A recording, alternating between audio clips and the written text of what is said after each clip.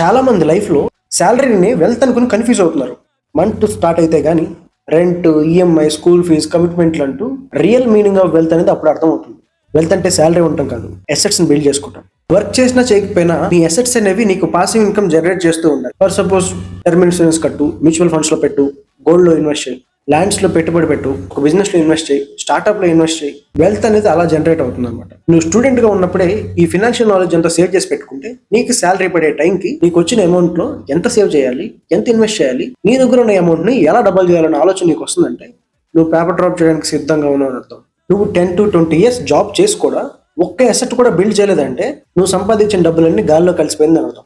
Successful people, business people వాళ్ళ దగ్గర ఉన్న మనీని వాళ్ళ కోసమే వర్క్ చేయించుకుంటారు. మీరు వచ్చిన ప్రతి రూపాయిని కూడా విలాసాలకి, విచ్చలవిడికి ఖర్చు పెట్టేస్తా ఉంటే ఒకే అసెట్ కూడా బిల్డ్ చేయకుండా మీకు ఏదైనా ఫ్యూచర్లో ప్రాబ్లం వస్తే మిమ్మల్ని కాపాడడానికి ఒకే అసెట్ కూడా మిగిలి ఉండదు.